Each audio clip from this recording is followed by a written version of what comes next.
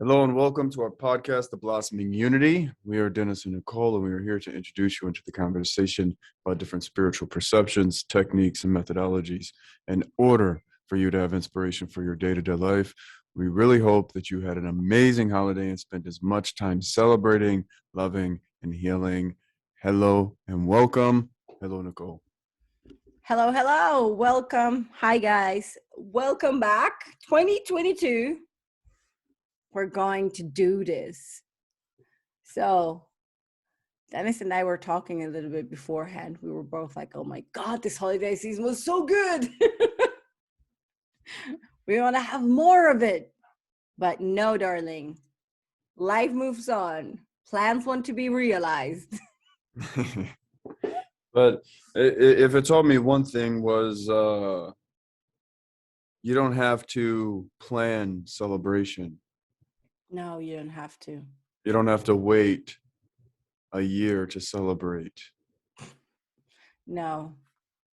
You should be celebrating every day. Well, maybe not every day, but Absolutely, every day. Every day. And I actually was having a conversation with someone and a client of mine, and they were saying, well, what do you mean by celebrate? I was like, celebration isn't your idea of celebration in a sense that you have to go out, get a bottle of whiskey, get hammered, and dance with your friends. no, That's that's not that's a that's a form. That could be a form of it. But celebration is an internal thing. It is a way of inviting new energies and making yourself allowed to embrace the nature of life and not pushing anything away. Yeah. For me, celebration is emanating joy. And some people get that joy from drinking a bottle. No, that's just not feeling what there is. Well, some people can. There's people who are conscious who can drink alcohol and not allow it to affect them in that sense, where they're conscious of it. I know it brings you under consciousness, but there's still a level of when you're so aware that you don't have to allow it to affect you in that manner and use it as a coping mechanism. I agree, but when you're drinking a bottle, it's very seldom the case that it's not coping. I would say a bottle of whiskey is a lot of whiskey. Like when you're Depending conscious. on how big the bottle is. Yeah, that's true. When it's like the small ones from the Yeah. Those little shots. hotel bar. Yeah, then a bottle of whiskey is amazing. That's exactly the right amount of whiskey. Yeah, what you just have to understand that when you're drinking alcohol, I mean, I drink alcohol as well sometimes. I don't. I do sometimes. But what you have to understand is alcohol is creating holes in your auric field. So there are more foreign energies coming in, and it's poison for your body. So this is what you have to understand. But sometimes, for example, I love a good glass of red wine, and every couple of weeks I'm having one or two, and for me that's perfectly fine. But you have to understand it's lowering your energy, but sometimes in order to move on, to integrate, to it's nice to have high vibrational energies, and then you're drinking one or two glasses of red wine, and then you're integrating or having a lower vibration, and therefore you can see other aspects of the same reality.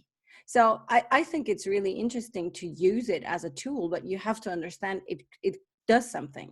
And when I, like nowadays, when I drink, I never drink in well, I cannot go out anyway. So that discussion is ended, but I drink at home with, when I'm having a dinner with my friends or something, because it's in order to not have too many other people around, and to that's what I do.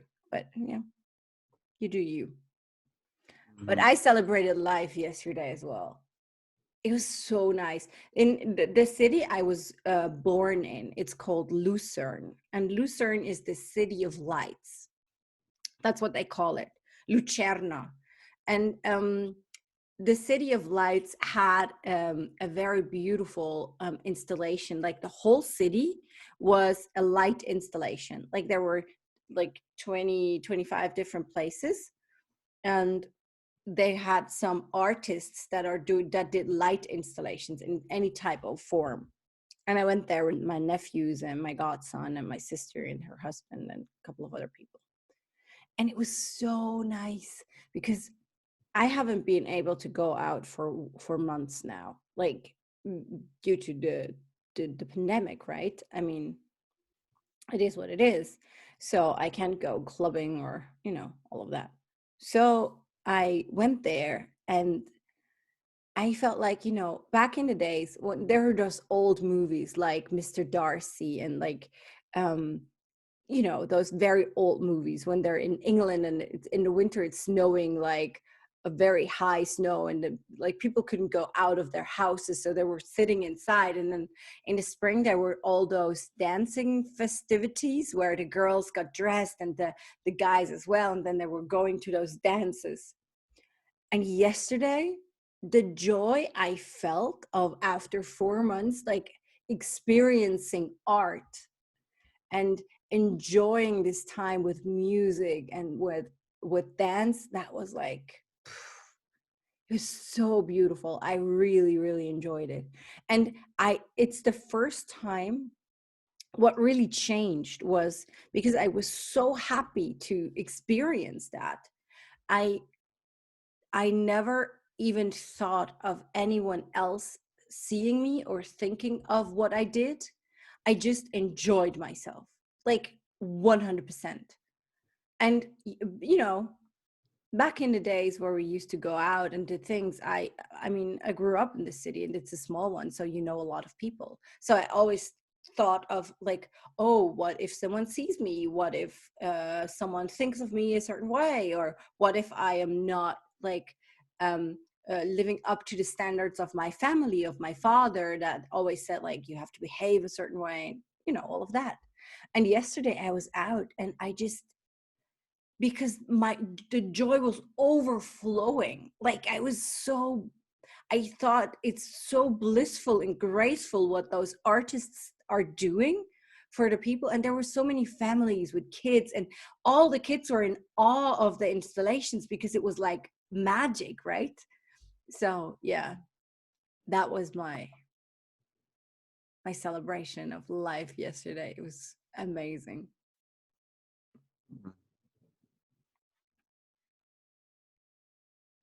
I get giddy with each breath, every conscious breath. Yeah, I that's a get good one. giddy. Just being able to just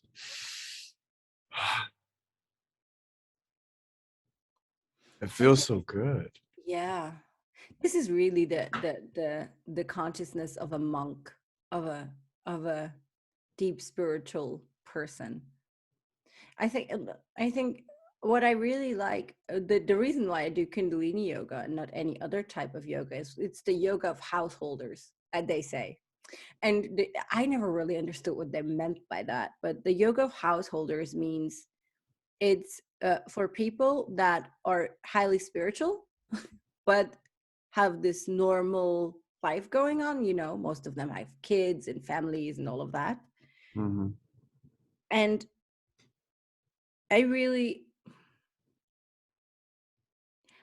I enjoy life, all those, you know those householder parts. I enjoy them too. Mm-hmm. I really like that. I do a lot of yoga at the moment, like more than an hour a day, which is really a lot. But I enjoy the normal life, everyday things like grocery shopping or like walking the dogs or, all of that. I really No, like. I love the normal life. I really Yeah. do. It's the best, Um, no? it is. I mean, it's so simple. It's like there's so much to experience. Yeah. Like your You know, close friends. I think what really when things really started shifting for me is when I stopped pushing away what I thought was bad experiences. Yeah. When we start when I started like pushing away bad experiences, when I mean pick and choosing, well, this is a bad experience. I don't want to ever experience this. I only want to experience good experiences. But the only good experiences that I know are from my past memory. So therefore, I would just be regurgitating the same experience over and over again with a different face. And I was That like, would mean, nah, I'm done. I'm done with all that. I'm just open to experience. And I think that's when things really started shifting. yeah, and that would mean like if you only want to experience good experiences, aka what you already know, that means that you haven't transformed the resonance in your body yet, because you have to recreate it in order to understand it. Like that's what people do. Like it's like too bad, but when you try to um, change the outcome of what's happening in the now moment, that means what you're trying to understand an old pattern. That's what you do. That's why people do that. That's why people go always to the same restaurants and to the same holiday spots and to the same, they're recreating the pattern in order for them to understand the pattern, because everything we're having in the outside world is a direct reflection on the inside. So when you want to recreate a certain kind of sensation, that means you haven't transformed, you haven't understood the resonance of this transformation, of this vibration in your physical body yet. And that's why people do that. I'm guilty of doing that. I love Mm. to go to the same restaurant. Well, that's the thing as well, is when you push away what you think is a bad experience, rather Mm. than allowing yourself to just experience it without it being good or bad. It's like there's a story. I can't remember it all. I can kind of paraphrase a little bit of it, but there was this old man, and I believe at one point in the story, like his horses got loose, and the neighbors came and was like, "Oh my God, this is so terrible." And he said, "I don't know, or maybe." Or something of that nature, where it was just very nonchalant, just like, I don't know. I don't know if it's a bad thing that had happened. And, he was a farmer. So the horses were technically important in the context of the story. But he was like, I don't know. The next day, the horse came back, and it came back with 6 wild horses. And then the neighbors came and went, "Oh my God, that is so amazing. That is so wonderful." And He's he like, said, I don't know. I don't know. His "Mhm." son went to ride one of the wild horses, broke his leg. Neighbors came, "Oh my God, that is so horrible. That is so terrible." Then the next day, he said, I don't know in that moment. The next day, the army came looking for young men to draft into the army. And because he was too old and his son's leg was broken on the horse, they couldn't take him. So all of them came back and was like, "Oh, that's so amazing." So it goes on. It doesn't matter.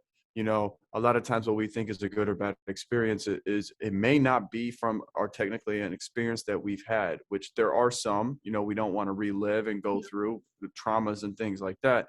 But there's a lot of experiences that we're pushing away due to other people's opinions of an experience that they've created within their mind, and is also being reflected within your mind, that you're creating through imagery, imagination, and past experiences to try and create the whole image. Mhm. So you're pushing away experiences that could actually probably benefit you and your spiritual growth. But because of someone saying something of, well, that may not be a good experience, you shouldn't do this or shouldn't do that because this is what I went through, this is what I experienced. And their experience can only be verbalized. And whether they are going through their past memory and their imagination, adding to the story and creating more than it actually was, and you're taking that in, and because you're in the same energetic field as them, you're taking on the emotions to amplify that feeling of, no, I probably shouldn't experience this, or I should push this kind of experience away. So it's really being aware of that as well, and not allowing that good or bad and other people's opinions of good or bad to be able to hinder whether you experience something or not. Yeah. I think what's really important to understand with this good and bad narrative is, and what your story really beautifully shows, because the story was really fast. So horse leaves the house, horse comes back the next day with six other horses. One is right by the son breaks leg, son doesn't have to go to military next day because he has a broken leg. But what really that shows a certain kind of cyclical movement of things. Mm-hmm. And the problem with the humans at the moment is that those cyclical movements are, unfortunately, most of the time, they're not that fast. Like the cycles are longer. So people don't understand the results directly. So they're not like the horse leaves one day and the next day comes back with six other horses. That means you're not I don't know, maybe your boss is firing you out of nowhere, like with no reason, and you feel really bad, and you could say, I don't know, because it opens up new realms, but most people don't. But um and I think in the States it's a 2-week notice. Here it's like 3 months. When you're fired, you're still Mm. in the job for 3 months. So then, like, the cycles are very long, and in order to understand if something is good or bad for you, you would need to accept that the cycles are not fast. They're not short cycles like a 1-day thing. Most of them are like months or even years of cycles. And that would mean that you would need to trust the process. And I think one of the biggest problems of today's society is that we cannot trust. We're rather taught to control what's going on, instead of trusting to God, or the source energy, or life, or whatever you call it. I mean, who am I to tell you? um, you have to trust the process. And I remember myself, like as a young woman, I started working when I was 16, in a accounting company. I'm an accountant, like, and that's not even a joke. I am an accountant. Very funny. Run. She's an accountant. No, I'm an accountant. So I used to work in finance and compliance and in international businesses for 20 years before I started my own company. And some of those jobs, oh my God, I hated them every day. I was suffering so badly because my personality and my gift is not really, I don't know. I was really suffering from being in those companies and with all those people, and I didn't understand why they were so mean and why everything happened. But with Ally Vision now, we couldn't do this huge project, we couldn't do this company, we couldn't build this huge thing if I wouldn't have worked in all those jobs. So the cycles are longer. So that the only thing you can do is you trust the process. Like, and that also shifts the perception of your whole incarnation when you're like, I know I'm at the right place at the right time, but not like on a mental level, but on a I let go and I surrender to what there is level. And that's like when magic happens. And also, like, looking at how to trust. A lot of people have that question when you said trust and surrender to the process. They're like, well, what is that? How do I do that? Yeah. Well, it's like, it's very easy if you look into our physical reality. You trust that the sun's going to come out on time, right? Because if it didn't, we'd be That's a we'd be nice shit one. out of luck. Yeah. It's that same vibration. It's the same. I trust that the sun's going to come up at the right time. I trust that I'm going to wake up. A lot of people trust that they're going to wake up the next day. It's the same thing. Notice whenever you're able to connect with that, then you're able to trust and surrender, because it's like you don't have to force the sun to come up. You don't have to force oxygen in your lungs. It kind of, when you don't force your breathing, it just naturally happens. You don't have to force your skin being regenerated. You don't have to force it. And naturally, you don't have to force your hair to grow. Some people do Your because heart. they can't really grow it. Using different ointments, but you get what I'm trying to say here. Is it's that same energy there. You Yeah. don't have to the when you give control away, you actually receive it. And it's really interesting. You don't have to think about it. Like this Mm-mm. type of trust, you trust that your heart is beating as long that it has to beat. And it will beat exact. You have Yogi Bhajan said, we come to this life and we have a certain amount of breath, a certain amount of breaths that we can take in this lifetime. And this is not, you don't think of this type of trust, and you don't, it's out of your control. And that type of trust is when you trust that life will unfold exactly how it needs to unfold, and you can relax into the now moment.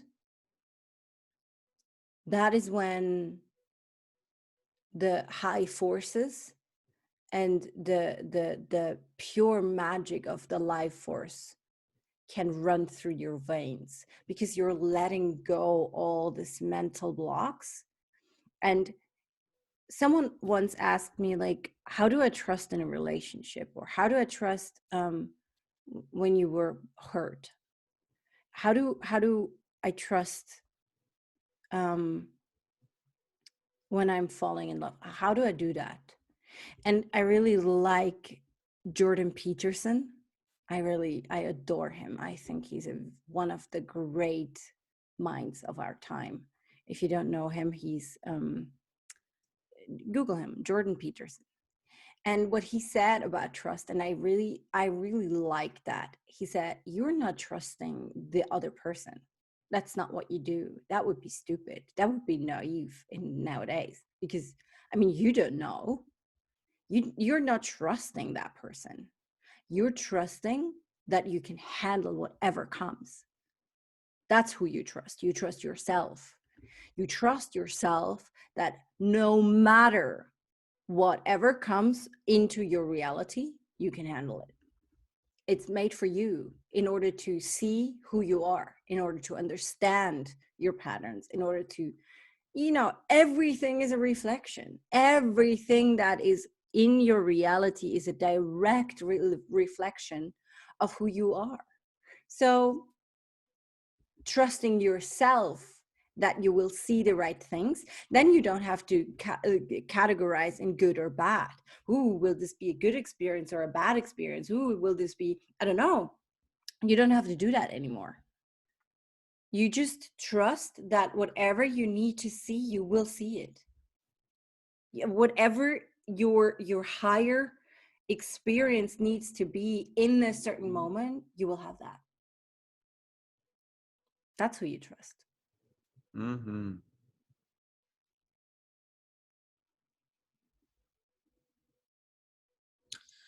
I think that works in many different ways as well. And that can work for a lot of people when people are, so there is this group that I can sense and feel that are able to trust others, who delegate control to other people. You see the great leaders do it. You see the multi-billionaires doing it. Their trust goes in the people who are building their empire. They don't wake up, they don't, their trust is in everyone around them. Because if it wasn't, then they wouldn't have the empire, because they're stressing the hell out every night and can't sleep. They don't They're, trust those people. They just set up processes where they know they can fix what's happening. but that's the trust. It's for those things to be able to unfold.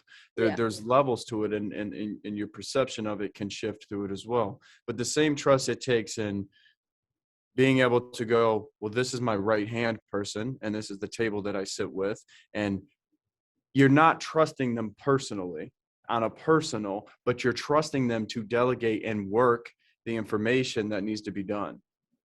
throughout the entire company. And that takes trust.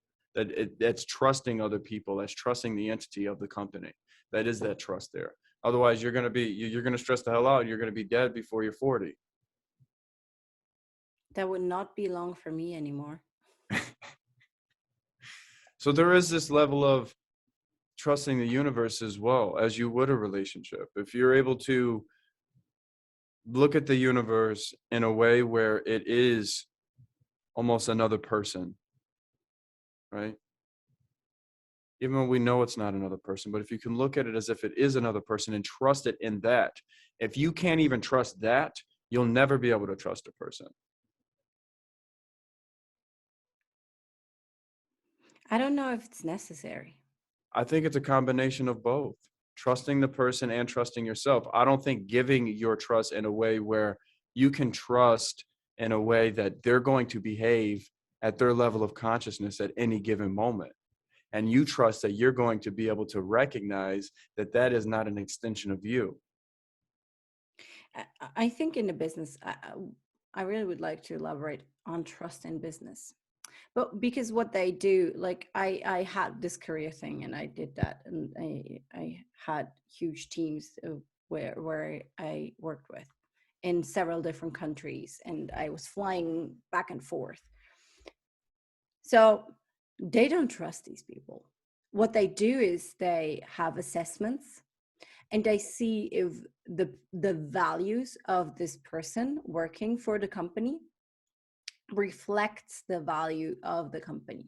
And the good thing about those personality tests is you cannot fake them. You cannot. It's very well done.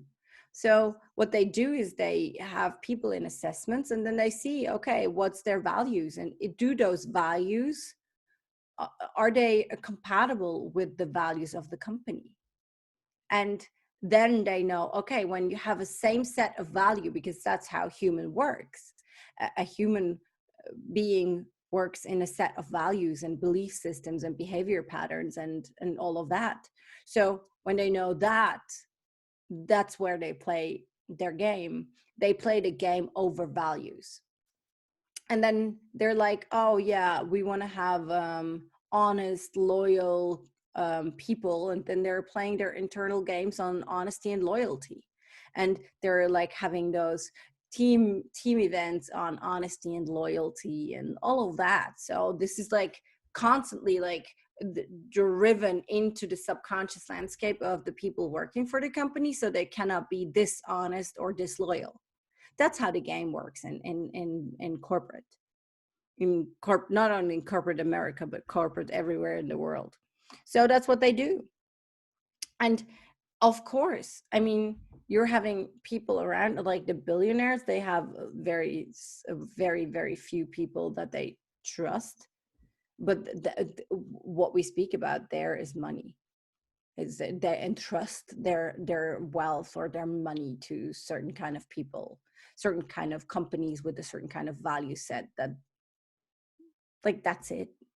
But this is not the I think it's really interesting what drives people. They in the business world, that's why I love business coaching so much. That's why I think those huge leaders, those business leaders, are amazing, because what they do is they really play people. They use people with a certain value set for their own good. That's what they do. And nobody understands that. Like people in corporate society don't understand that. That's why I could never be in there. Like I would, like, if I would feel that they try to play me with that, I would be like, excuse me, but what do you do? Like, what's wrong with you? What do you try to do here? Like, especially then they're like lying about certain things, and it's a business world, and this is what needs to happen, and this is why the education system is as it is, because what the education system does since 150 years is it creates fabric workers. It creates people that are not thinking. And even though you think that you're now like put to the point that you think by yourself, you're not. Like you're played by your values. So you don't think any top-notch business people trust their people around them? No, they trust the process. Like they would be stupid if they trust people. Like, of course, they have some very, like very close people that but that's like one or two that they really trust with, their thoughts, their their um their deep analysis of what's going on. But no, the rest is gameplay. It's theater. All of them, like a CEO, they play a role. Let's not, they're not CEO. That's not who they are. They play a role. A billionaire is not the billionaire as a person. It's a role with a certain set of rules and regulations that comes to it. And they play that role very, very good. And so no, they're not trusting anybody because they know they play a role. Everybody knows that. Like, and that's the funny thing. People mix that up. They think, oh my God, look at the CEO. He is what he's supposed. No, he's not. He's just playing the role very good. And maybe he thinks it's his reality. Maybe he does. But most of them understand that they're playing a role even. Like that's the game. It's like back in the days when there were kings and queens and people were working in the area of those monarchies. Like this is like that's the game it's played today in business. They're like the CEO is the king, and then the CFO is the queen, and then the marketing people are and the sales people, and all those other human resources always in the board because they have to have them, but they don't want to have them. That's like the clown of the company. It's always the same, and they're all taking their role very seriously. They're sitting in those meetings and they're like, yeah, we have to now set the goals and put the budget, and they're discussing that, but they're playing a role. Like it's ridiculous what they do, actually. Like they're taking themselves very seriously, but do they trust each other? Hell no, they don't. No, this is like war. It's like a diplomat war. And I think it's quite crazy for someone to have a company and not trust in the employees to get the job done. They trust that they get the job done, but that's the whole point. That was my whole point, Nicole, is it takes that trust. That was the whole point of it. No, getting the job done is not what it is about. That's trust. You have to get the job done. That's what I meant. That's why I brought up the whole business aspect of it. It was the trust that things will get done. It was the job getting done. You have to trust in other people to get the job done. Yeah, you have to trust in them. Otherwise, the entire company will crumble. I'm not talking like did you go to your house?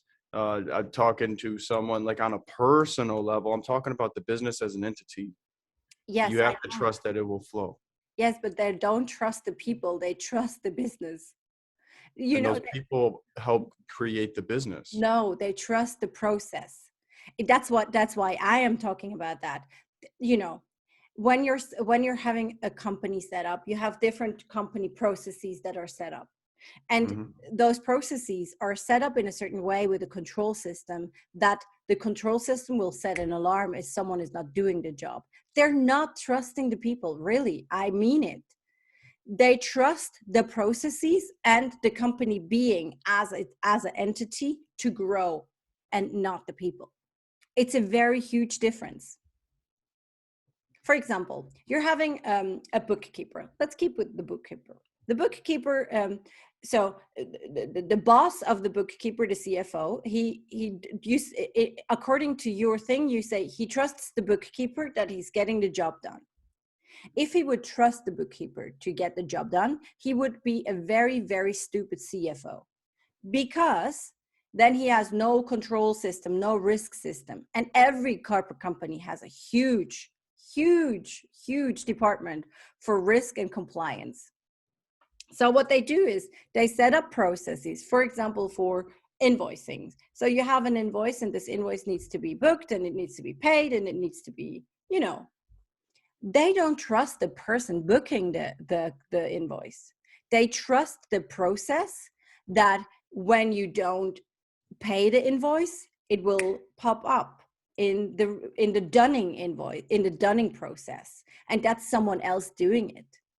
And so what they're doing is they're setting up a certain process pattern with a control system, that each process is controlling another process. So if something went off, if something would go down the hill, they would figure it out in another process. And the responsible for that other process is another person. That's what they do. They don't trust the people. And of course, they're hiring people that are having the same value sets as the company, and they're like, whoa, whoa, whoa, but they're not trusting people. No, that's not how it works in corporate. They're little companies with one person and like 3 employees, and then there's a very, very different kind of relationship. And they don't have the processes. But corporate, nobody trusts shit. No. They trust the processes and the company being that it wants to grow. They know that all those AI entities, oh, now it's going down the hill. The rabbit hole is open. No, we're not opening that one today. No, we're not opening. We can speak about AI one day, but each company has a company being on an energetic level, a juristic entity. And then there is the AI entity of each company, and they're working together. And what they do is they're making processes as smooth as possible, so those 2 entities can work together and create a bigger entity. That's all. But people don't trust each other there at all. I know that's so frustrating, no? But yes, I agree, the process gets done. And that's what they trust.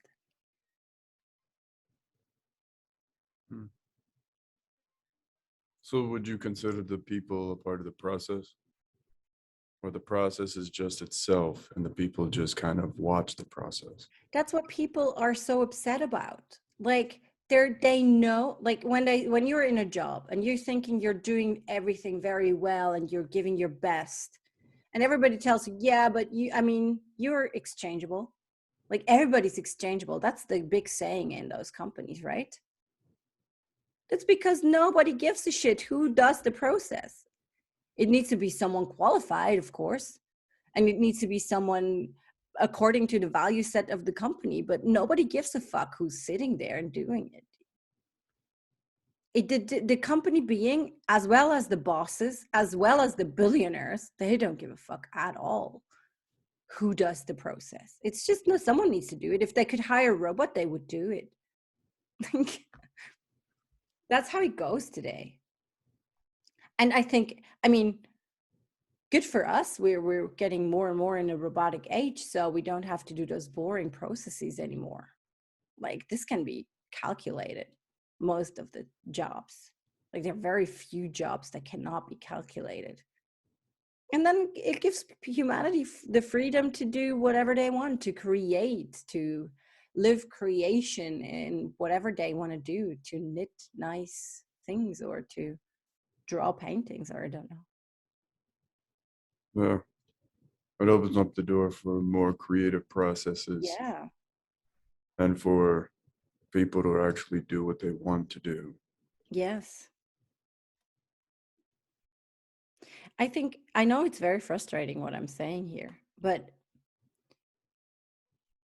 a lot of people still nowadays thrive their identity, their self-value over what they do as a job, over their profession.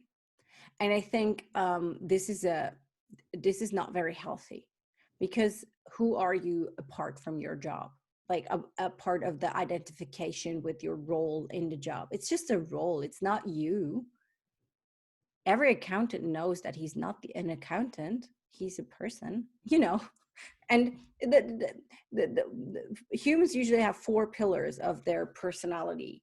That one is family and friends, one is the society aspect, one is the job, and one is personal belief systems. And when one is breaking away, for example, the job, people get in a crisis. That's why people have crisis when they're losing their job, because they're losing their identity of themselves. So they have to figure out who they are without that job. And if someone loses, for example, a marriage and the job in a certain amount of time, that's like really creating huge crisis because you don't know who you are anymore. But thriving your identity, your self-worth, your reason of being on this planet from a role in a company is really unhealthy. And that's what this pandemic shows to everyone. Like sitting at home in your PJs all the time, or in your workout clothes, and like being 50% dressed nicely, like the upper part, to be able to have a Zoom meeting. That's not then your whole mask is falling off. And then you need to figure out, who the fuck am I apart from this job, apart from this role that I'm playing all the time?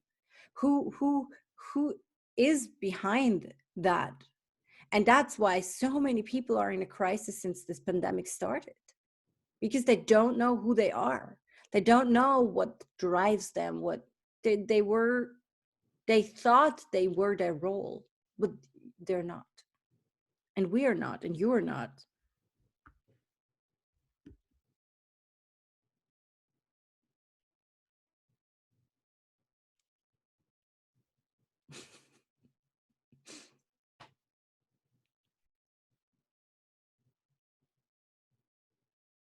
And a deep breath in through the nose. Hold it. And slowly exhale. Yeah, that was that.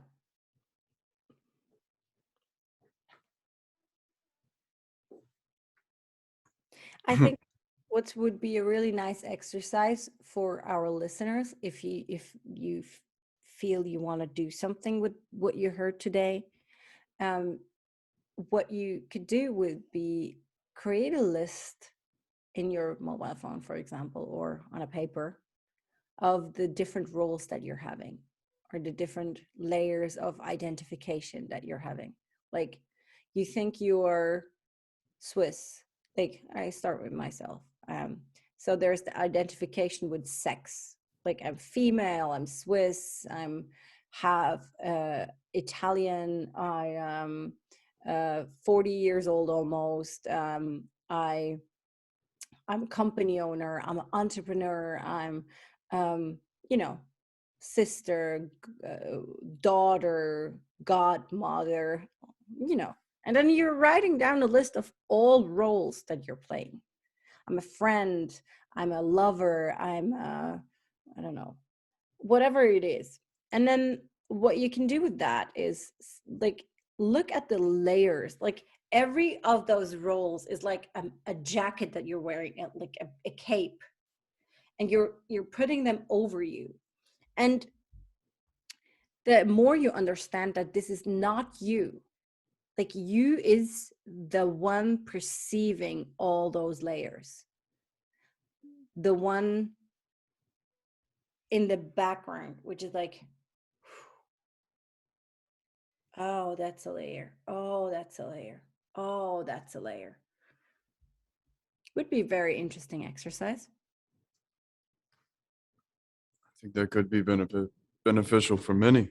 Yeah, it's one of the best meditations I give. Sometimes I give meditations, and I think people love this meditation so much because they understand how many layers of self-identification they're carrying around, and maybe they don't need certain kind of layers of those. It's really, really nice. Hmm.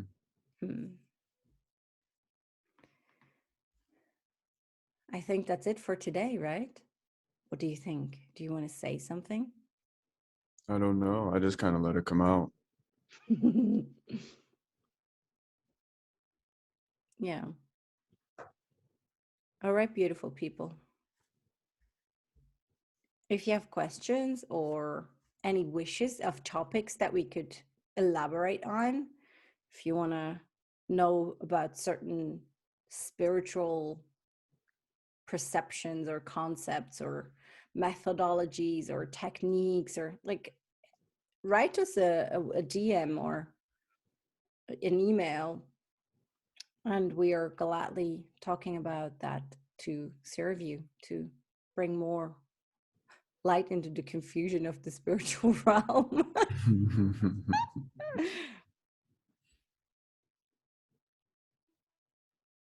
Remember to celebrate every breath Yeah. and to celebrate every heartbeat. To celebrate the fact that the blood is flowing through the veins. The fact that the skin is communicating with everything that's happening around. See, there's this beautiful thing. I was speaking with someone, and like, I don't really understand the oneness. Like, what do you mean by the oneness? Like, I don't get it. I was like, well, there's a dimension that's non-physical, and then you can see it in the physical. Your skin is your largest organ, and that skin is communicating with the environment, taking in oxygen, communicating everything that's going on around.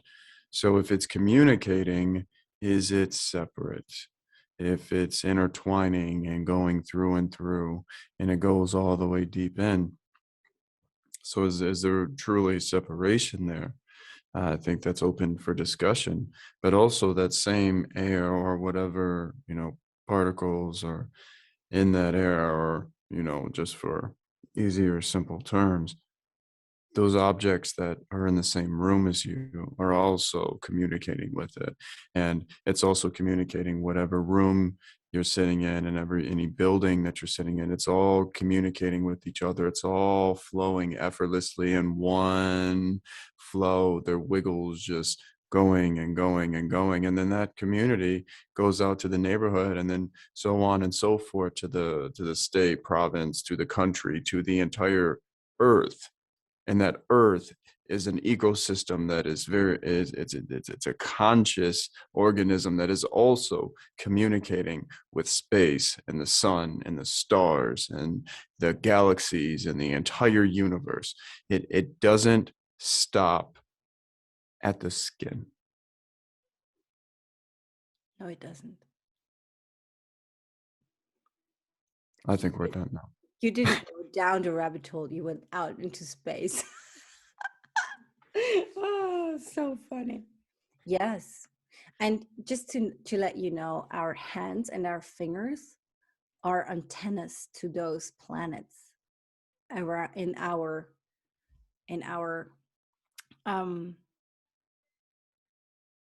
system. So there's Jupiter, Saturn, Sun, Mercury. There are certain moon centers on your butt, Jupiter, Saturn. So when people do the peace sign, it's Jupiter and Saturn separating. What you're doing is you're suppressing your sun and your Mercury, which means your radiation and your communication, and you're getting in knowledge and wisdom. Peace. Yeah.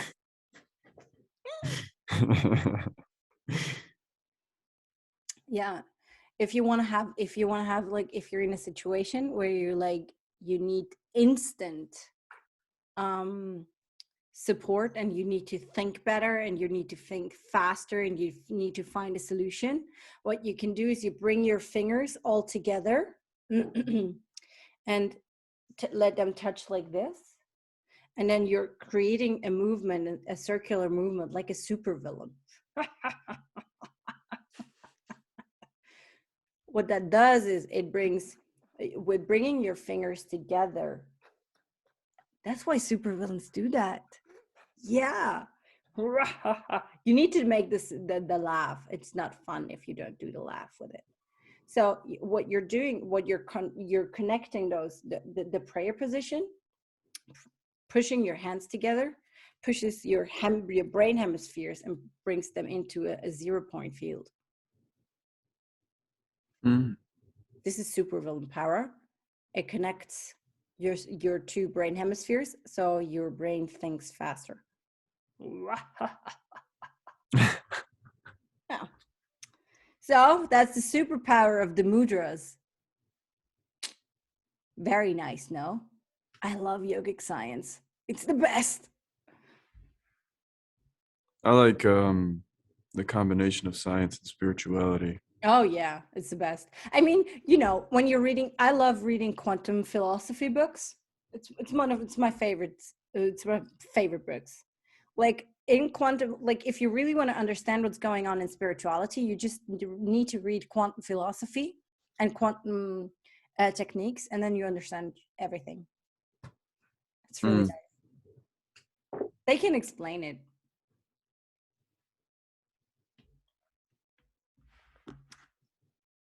Let's go into that another time. Yeah, we should. That would be another rabbit hole. Yeah. You know, what I will say though is through all of these episodes, we have been able to stay away from rabbit holes. No. I mean, for me at least, there hasn't really been any rabbit holes that Yes. I can say. Yes. But, you know, I wouldn't even consider our podcast spiritual. But Tina and I, she's my friend and my business partner. We had over Christmas time, we did the whole marketing strategy for the next 5 years for Ally Vision, and we did it together with someone, with a woman, and it was really funny. She was like, "So you're having a spiritual business?" And we were both like, "No, Ally Vision is not spiritual. I mean, it's knowledge. It explains everything and all of that." And then we went into this discussion, and she was like, "Well, for people, spiritual is like yoga is spiritual, and for people um like tarot is spiritual, and for people like um even traditional Chinese medicine is spiritual, speaking about meridians and about energy points and about chakras is spiritual." And we were like, ah, then we have a very spiritual business. It's so funny how your perception changes, no? Mm, I laughed so hardly when I heard that. We were like, oh yeah, when if everything of it is considered spiritual, then we're having a spiritual business. mm, It's funny. Our perception of spirituality is just like very different. mm-hmm. And Yes. that's Well, fun. spirituality for me is about breaking all cycles, Yeah. freeing yourself, basically. Yeah. And that's what we wanted. That's what we do with Ally. We're giving out knowledge so people can free themselves. People can understand themselves. People are getting sovereign, sovereign human beings. There is like in zombie world 2022, there is a lack of understanding that being incarnated as a human is the fucking shit. It's the most coolest, best thing you can do in the universe. In the entire universe, it's the best thing being incarnated as a human. And people rather zombie around and knock themselves out than actually really doing what they came here to do.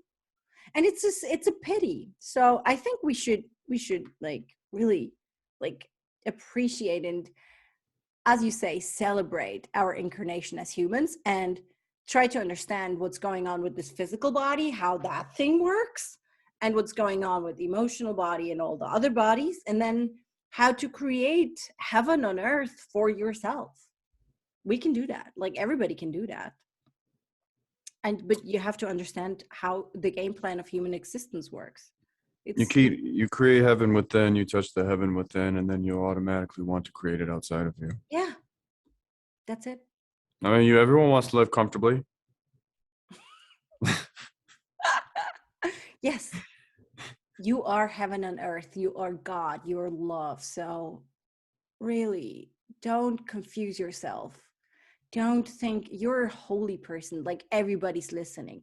You are a soul incarnating in a physical realm in order to understand more of themselves, in order to bring the experience back to source and have fractions of reality emanate through this physical reality. It's the shit. It's so cool. So let's enjoy this, okay? Yes. For this week. I love Have you, fun. Be a everyone. little bit of a rascal every now and again. I don't know what a rascal is, but it sounds cool. It's, I can actually pull up the definition for us. I know it from context of how I use it, but I can give you the actual definition from. Yeah, I wouldn't even know how to spell it. For those of you that don't know, English is not my mother language. That explains the sometimes searching for words. A mischievous or cheeky person, especially a child or man, typically used in an affectionate way. Sweet. Yeah. As people can't really ever figure me out. They try to, at least, and they're like, "I'm a rascal. You can't figure me out." You have to do this in the future. I'm a rascal. Super villain stuff. Well, that's the funny thing, though, on this topic. You ever look out in history, and people who were, spiritual, they were always deemed as something that was evil or something that was. It's by the way, it's nothing else now. And it was people could never figure it out, right? They're like, well, I don't know if this is a good person or a bad person, but the attention was there. There's like this presence about them, but they scare the shit out of me. And it was I've noticed that within a lot of the major spiritual people, some of the ones who've really gone within, and there's that essence about them. And they're like, I don't know about you, but I want to get to know about you, but I don't know about you. And it scares the shit out of me. But the vibration is really nice. I want to stick around for a little while. All right, but I'm scared as shit. I'm telling you now, I'm scared as shit. Of course. And that's right. It's good to be scared and go through that. Push through it. Mm-hmm. Okay, let's be more supervillains this year. I love that. Cool. Okay, you guys have an amazing week. It was beautiful having you. And absolutely. We'll see you next week. Love you. Bye. Love you. Bye.